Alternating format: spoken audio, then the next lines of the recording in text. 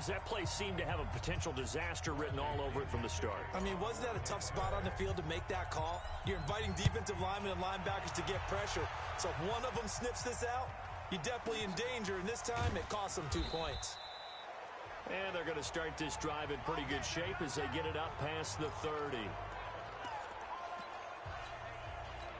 The Cleveland Browns, 6-7 on the season. Their offense coming back onto the field here, Charles. But at 6-7, they actually still have a slim shot at making the playoffs, getting their 4th straight win at home in Week 14 with the victory over Sin. He's got it at the 15. And he gets this down deep into Tampa Bay territory. It's a big play there for the Browns. 57 yards. Excellent execution, and now they're set up nicely. Are they ever? Red zone? I wonder what the next play call is going to be, because after a big play like that, a lot of teams like to use the momentum to launch another one. They'll run with Chubb, and that'll hurt the average a bit as this time they're able to get him behind the line. That really sets him back, a loss of 6. I know when I was a kid, I always got real excited when I saw those lateral-type runs. But the best backs that made it happen, they put a foot in the ground and just go. That didn't happen there. That play got swallowed up. First down, a bit of a disaster, and now on 2nd and goal, back even further. That's complete to his tight end, Seals Jones. And he'll go down here at the 12-yard line. That time the completion goes for 4 yards, and we're set up with a 3rd and goal. And, partner, I think that was a great example that not all tight ends are created equal, because everything was right. Got the completion, but he's not one of the more dynamic guys in the league. So even though he caught it. And he'll take it into the end zone for a Browns touchdown. Baker Mayfield with his 2nd touchdown in this opening quarter. And the Browns are going to tack on to their advantage. So they're down in the red zone. They opt to utilize his legs instead of the arm. It works out pretty well. I like what they were thinking there, because in most situations now, our defense is accounting for all the other runners on the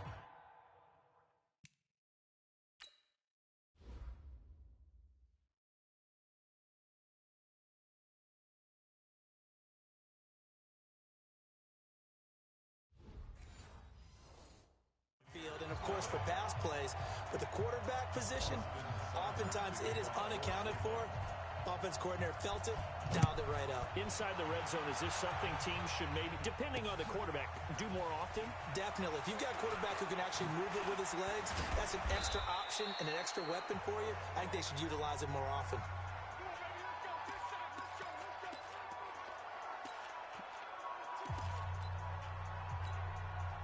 The Bucs offense set to begin their next possession. Already down 2 touchdowns here in the first half. This becomes a pretty important drive, doesn't it? It certainly does, and a lot of the teams script plays. We know that, right? They have a script to start. Into double coverage, and it's intercepted. Picked off by the former first-round pick, Demarius Randall. Offense.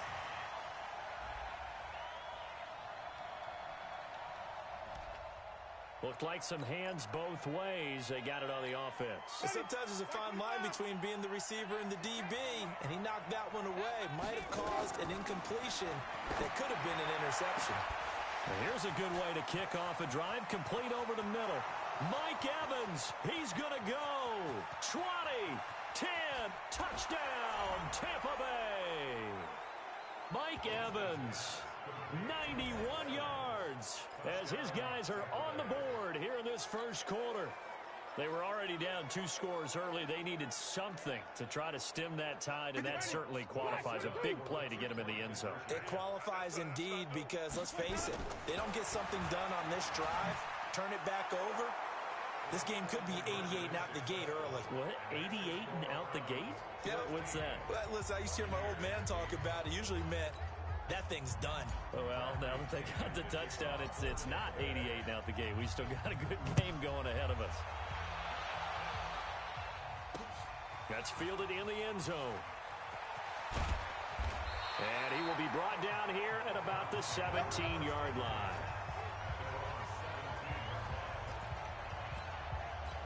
And now Cleveland geared up to take the field. And right now they're saying, hey, let's keep this going. 2 drives, 2 touchdowns. Yeah, can't ask for a better start than that, can you? I mean, this is the way you practice it. This is the way you rehearse it. But right now, the play calling, they're locked in really well. Into heavy traffic, and it's intercepted.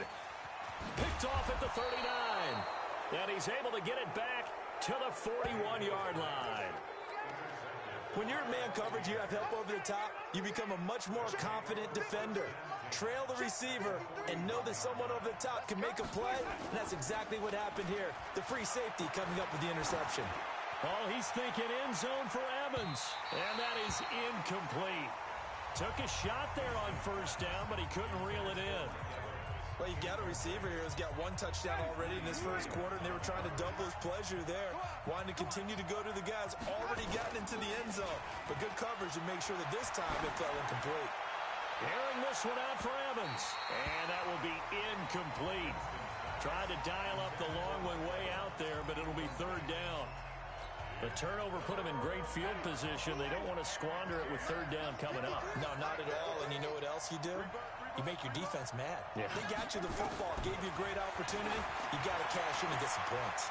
And now the third down throw incomplete as well. It's a great job by this secondary. When I watch them, they remind me of elite defenders on a basketball court, right? They want to contest each and every pass. Great contest on third down to bring up fourth. The 3 straight incompletions, they don't care. That hasn't dissuaded them.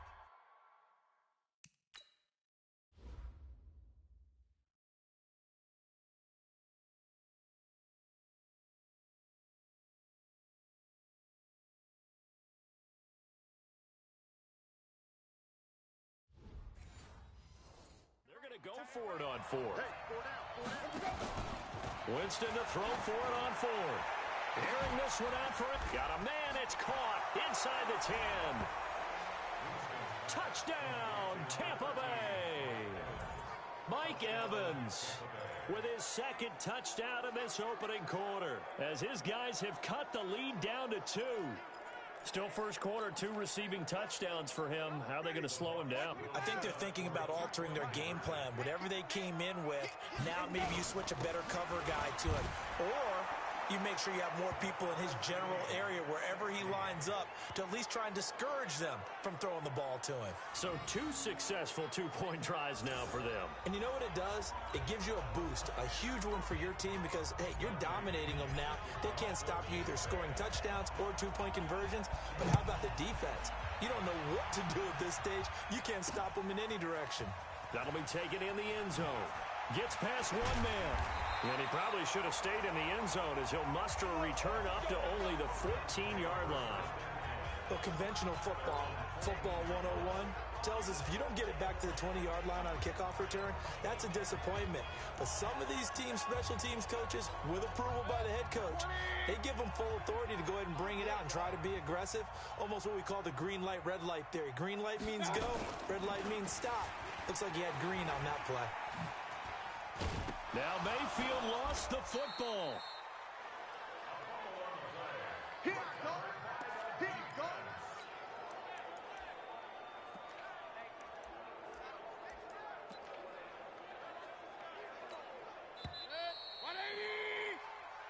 On to the second from Cleveland. It's the Browns in control of the football as they've got it with a second down coming up.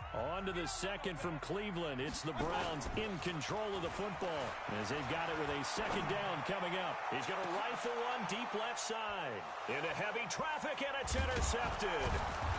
Picked off at the 45. And they'll take over inside the 45 at the 44-yard line. So that's back-to-back drives where they've thrown an interception. Ordinarily, we look at the offense and say, what's going on with your scheme? Maybe we should look at the defense and just give them a whole lot of credit. They've got them frustrated right now. On first down, they look downfield, and it's complete. And he's into the end zone. Touchdown, Buccaneers. 3 touchdown passes now in the ball game for Jameis Winston. And the Bucs have taken the lead. So not only is that his 3rd touchdown catch of the game, he's done it here in the first half. I'm not sure defensively what they're going to come up with to slow him down, because already we're seeing him run past over through guys in order to make these catches. And being able to try and shut him down at this stage of the game, it's going to take a lot of effort. So maybe it'll open things up for some other people. Well, they better figure something out, and soon. And he'll get across the 20 before he's brought down at about the 23-yard line. There's Baker Mayfield as he and the Browns offense comes back out. Interesting stat line right now. And technically, he's completed 4 passes, 2 to his team and then 2 to the wrong team. It makes you wonder what he's seeing downfield because he has completed 2 passes to his own team, but the interceptions are troubling. Is he going through the wrong reads, the wrong progressions? Is he getting fooled by defenses? They've got to figure that out over on the sidelines, working on that Surface Pro to see what they see. So quickly all the way up at the 40-yard line. Call it a gain of 4 on first, and that'll make it second down. You talked about the need for them to establish the run early. They've been able to do that here in the first half.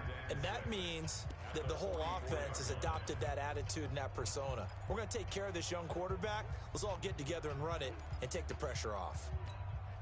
The run got 4. Now they deal with a 2nd and 6. Now a fake on the give here as they try the run-pass option. Pressure comes, and down goes Baker Mayfield. William Golston. Credit him with a sack as he buries him for a loss of 10. Mayfield and this Browns offense staring at a 3rd and long now after the sack. Now a fake on the give here as they try the run-pass option. Now Mayfield lost the football, and it's picked up by the Buccaneers.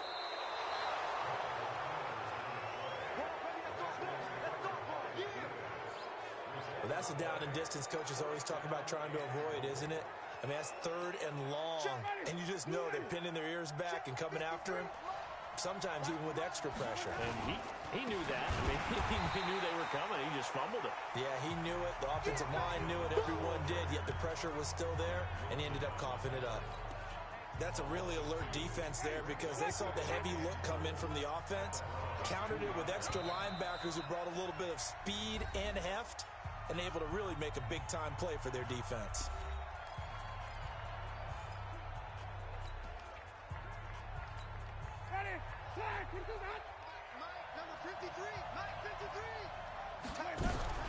On 2nd and goal, Winston. And Evans hauls it in. Touchdown, Bucs. Jameis Winston with his 4th touchdown pass of the afternoon as the Buccaneers tack on to their lead.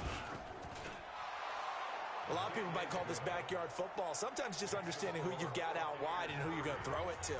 Give him an opportunity to go up and make a play, even when contested. Looks like that one worked out pretty well. The trust factor, in effect. And following the touchdown now, it's Bradley Pinion on to kick this one away. This is fielded a couple yards deep.